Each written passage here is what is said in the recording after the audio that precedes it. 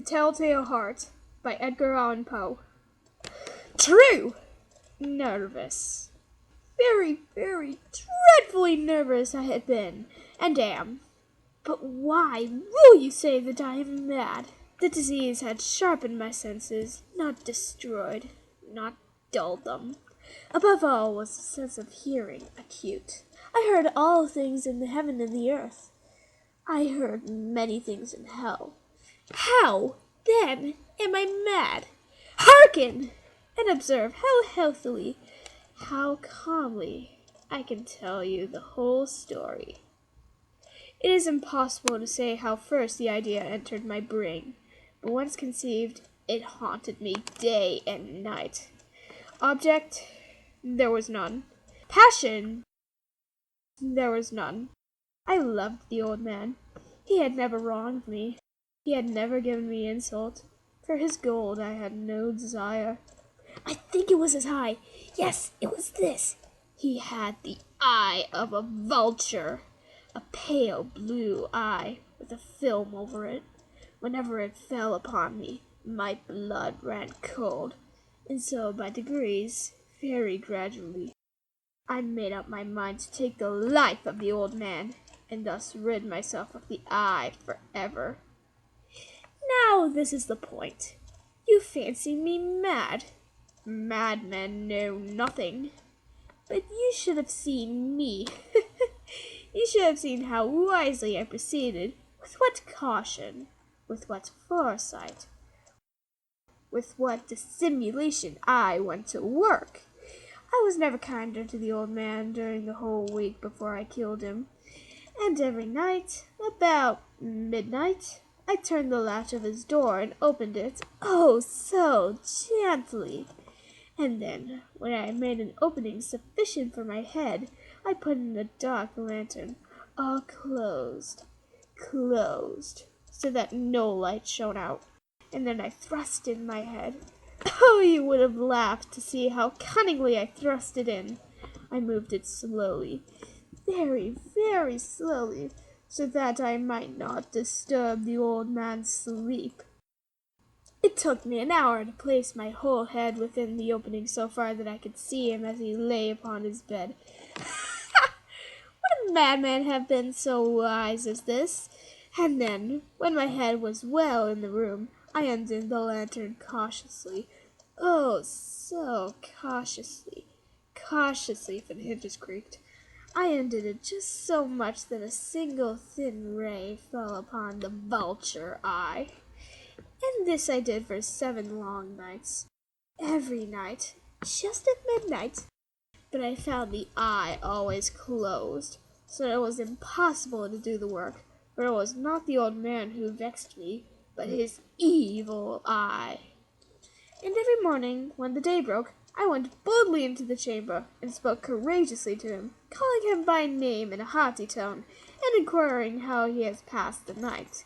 So you see he would have been a very profound old man indeed, to suspect that every night, just at 12, I looked in upon him while he slept.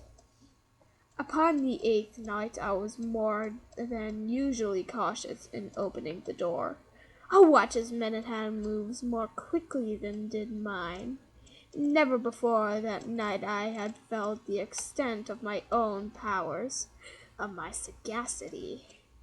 I could scarcely contain my feelings of triumph, to think that there I was, opening the door, little by little, and he not even to dream of my secret deeds or thoughts. I fairly chuckled at the idea, and perhaps he heard me, for he moved on the bed suddenly, as if startled.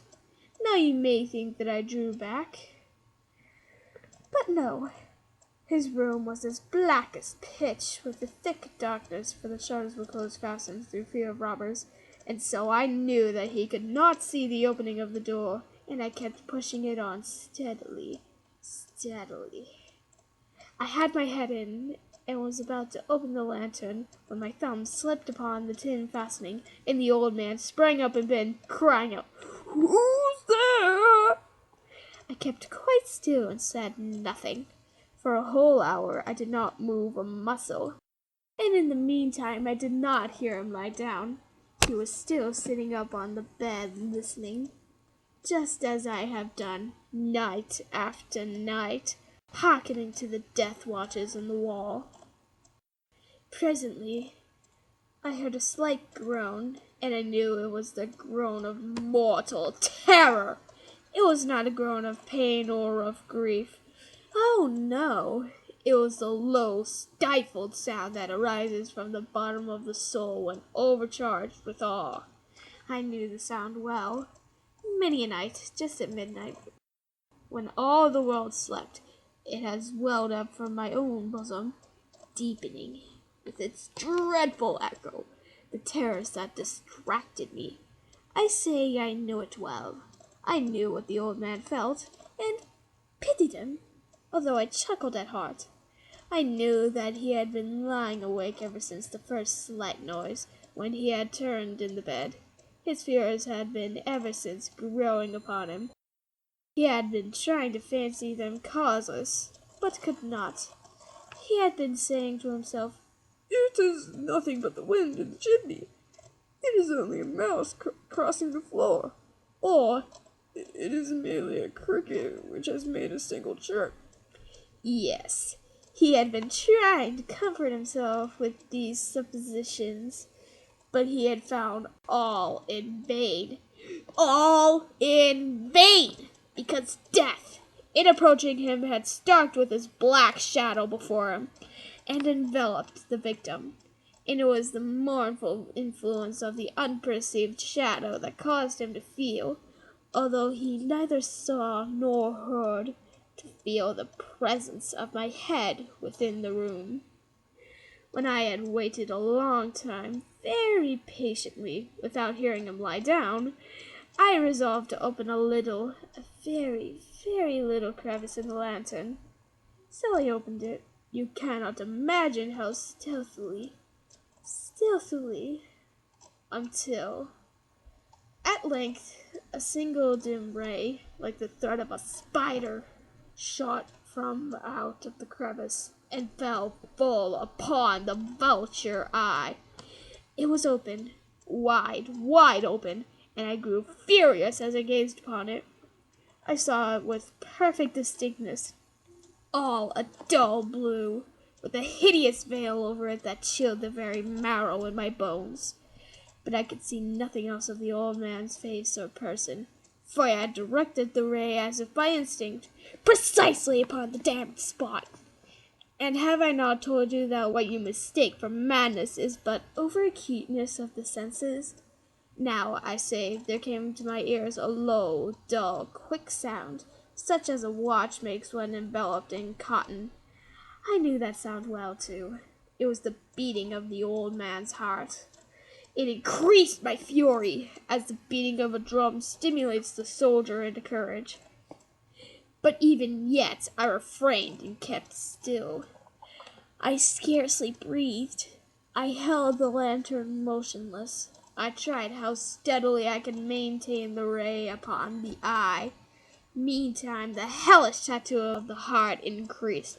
It grew quicker and quicker and louder every instant. The old man's terror must have been extreme. It grew louder, I say, louder every moment. Do you mark me well? I have told you that I am nervous. So I am. And now at the dead hour of the night, amid the dreadful silence of that old house, so strange a noise as this excited me to uncontrollable terror. Yet for some minutes longer I refrained and stood still. But the beating grew louder. I thought the heart must burst. And now a new anxiety seized me. The sound would be heard by a neighbor. The old man's hour had come. With a loud yell, I threw open the lantern and leaped into the room. He shrieked once only. In an instant, I dragged him to the floor and pulled the heavy bed over him. Then I smiled gaily to find the deed so far done. But for many minutes, the heart beat on with a muffled sound. This, however, did not vex me. It would not be heard through the wall. At length, it ceased. The old man was dead! I removed the bed and examined the corpse. Yes, he was stone dead. I placed my hand upon the heart and held it there many minutes. There was no pulsation. He was stone dead. His eye would trouble me no more. If you still think me mad, you will think so no longer when I describe the wise precautions I took for the concealment of the body. The night waned, and I worked hastily, but in silence. First of all, I dismembered the corpse. I cut off the head and the arms and the legs. I then took up 3 planks from the flooring of the chamber and deposited all between the scantlings. Then I replaced the boards so cleverly, so cunningly, that no human eye, not even his, could have detected anything wrong. There was nothing to wash out, no stain of any kind, no blood spot whatsoever. I had been too worried for that. A tub had caught all. When I had made an end of these labors, it was 4 o'clock, still dark as midnight.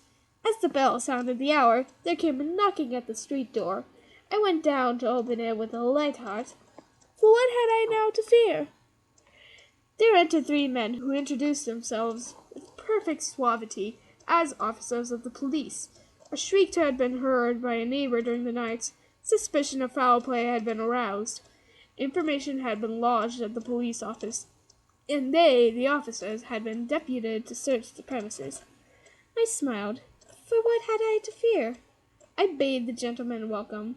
The shriek, I said, was my own in a dream. The old man I mentioned was absent in the country. I took my visitors all over the house. I bade them search. Search well. I led them at length to his chamber. I showed them his treasures, secure, undisturbed.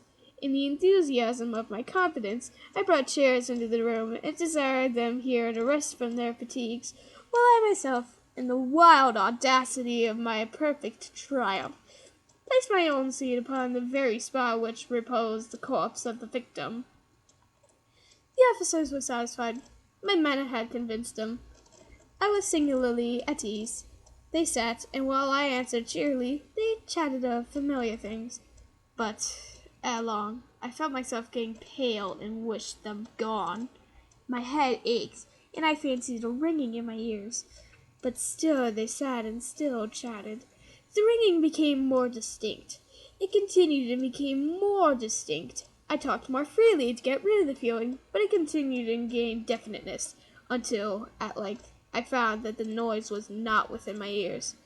No doubt I now grew very pale, but I talked more fluently and with a heightened voice. Yet the sound increased. And what could I do? It was a low, dull, quick sound, much such a sound as a watch makes when enveloped in cotton. I gasped for breath, and yet the officers heard it not. I talked more quickly, more vehemently, but the noise steadily increased. I arose and argued about trifles, and I came with violent gesticulations, but the noise steadily increased. Why would they not be gone? I paced the floor to and fro with heavy strides, as if excited to fury by the observations of the men, but the noise steadily increased. Oh, God, what could I do? I foamed, I raved, I swore. I swung the chair upon which I had been sitting, and grated it upon the boards. But the noise arose over all and continually increased. It grew louder, louder, louder. And still the men chatted pleasantly, and smiled. Was it possible that they heard not? Almighty God, no, no! They heard! They suspected! They knew! They were making a mockery of my horror! This I thought, and this I think. But anything was better than this agony. Anything was more tolerable than this derision. I could bear these hypocritical smiles no longer. I felt that I must scream or die. And now, again, hark! Louder! Louder! Louder! Villains! I shrieked. Dissemble no more. I admit the deed. Tear up the planks. Here! It is the beating of his hideous heart.